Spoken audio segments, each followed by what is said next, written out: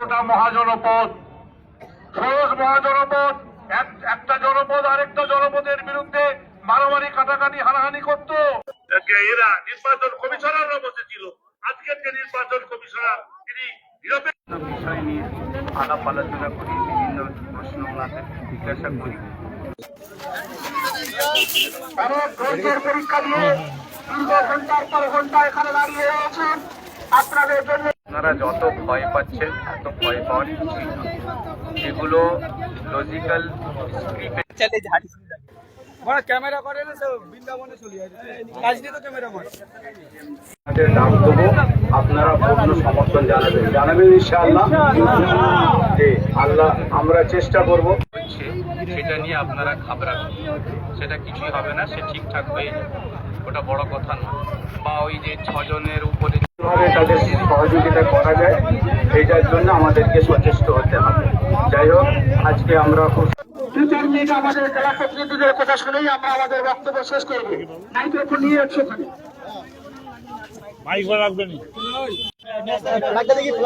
কি উদ্দেশ্যে আজকের এই ডেপুটেশন?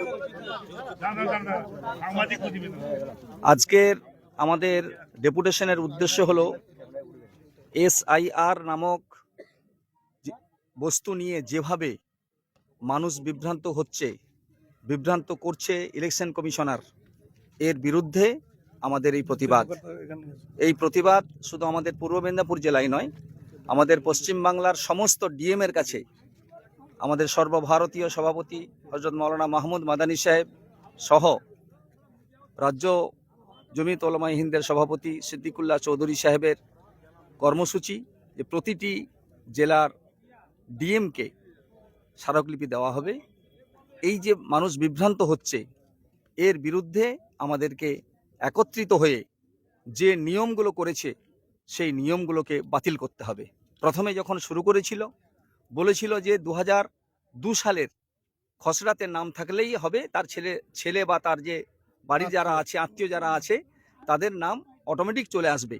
কিন্তু এখন দেখা যাচ্ছে 2002 সালে যার নাম আছে তাকেও পুনরায় আবার এতে ডাকা হচ্ছে, এর হিয়ারিংয়ে ডাকা হচ্ছে। এর প্রতিবাদ আমাদের, সেই প্রতিবাদের জন্য আজকের আমরা পূর্ব মেদিনীপুর জেলা জমিয়ত উলামার পক্ষ থেকে আমরা লক্ষ লক্ষ মানুষকে জমায়েত করতে পারতাম, কিন্তু আমরা এই মুহূর্তে করছি না। এই জন্য মাত্র কয়েকশো মানুষকে নিয়ে আমরা জমায়েত হয়েছি। তার একটাই কারণ, অশুভ শক্তি বিজেপি নামক একটা বর্বর দল হিন্দু মুসলিমের মধ্যে যে একটা বিভাজন তৈরি করছে, সেই ফাঁদ পাচ্ছে, সেই ফাঁদে আমরা পা দিতে চাই না।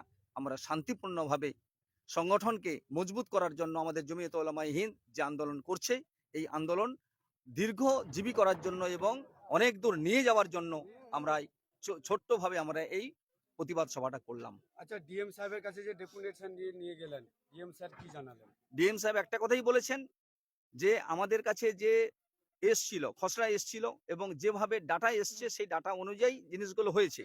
তবে আমাদের করার কিছু নেই, বিডিওরও করার কিছু নেই, ডিএমএ করার কিছু নেই, কারোর কিছু করার নেই। এটা করবে কে? এটা হলো ইলেকশন কমিশনার। ইলেকশন কমিশনারের পক্ষ থেকে যে জিনিসগুলো আসবে আমাদেরকে আশ্বস্ত করেছেন। আমরা বিশেষ করে পূর্ব মেদিনীপুর জেলার যিনি ডিএম সাহেব আছেন, ওনার প্রতিনিধি হিসেবে এডিএমজি তানিয়া পারভিন সাহেব ছিলেন। এছাড়াও আমাদের ইলেকশন কমিশনের যিনি দায়িত্বে আছেন উনিও ছিলেন। উনি একটা কথাই বলেছেন যে আপনারা বিভ্রান্ত হবেন না, আপনাদের পাশে আছি এবং কোনো রকমভাবে বৈধ ভোটার যাতে বাদ না যায় তার জন্য আমরা সেইভাবে কাজ করব, এই বলে আমাদের প্রতিশ্রুতি দিয়েছেন। আমাদের সদ্ভাবনা মঞ্চের জমিয়ত উলামায়ে হিন্দের তৈরি সদ্ভাবনা মঞ্চ বিভিন্ন সম্প্রদায়কে নিয়ে বিপ্লব চক্রবর্তী মহোদয়, ওনার কাছ থেকে কিছু কথা শুনুন। আপনার নাম? আমার নাম সৈয়দ আব্দুস সামাদ।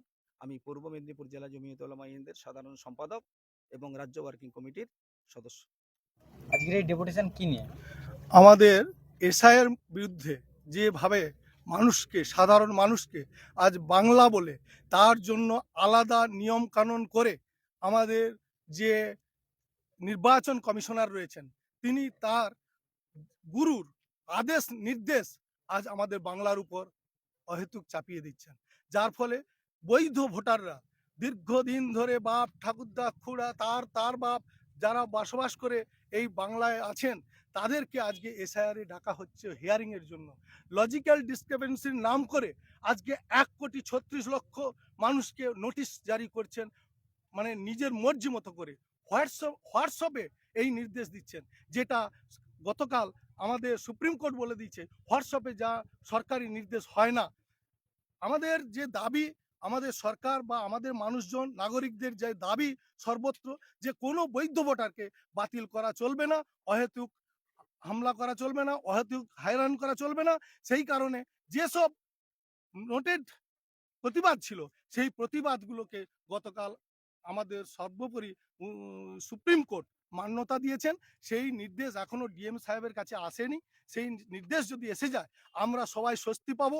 এবং আমি এইখানে সবাইকে মাধ্যমে, আপনাদের মাধ্যমে আমার জনগণকে, আমার বাংলাবাসীকে একটা কথা বলবো, কেউ আতঙ্কিত হবেন না, কোনো ভোট বাদ হবে না।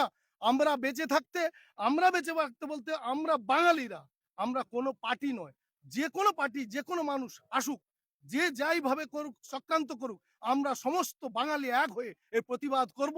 এখানে আমরা জয়ী হব। আমরা এখানে একটা বৈধ ভোটকে বাদ দিতে দেবো না।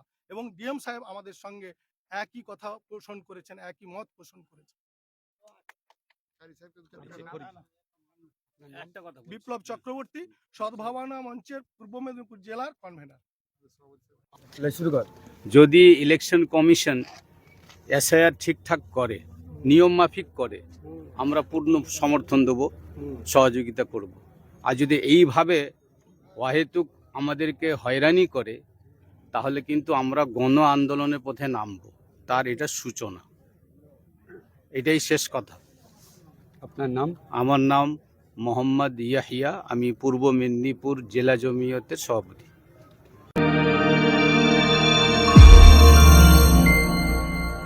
আপনারা দেখছেন জেবি লাইভ নিউজ, সব খবর সবার আগে।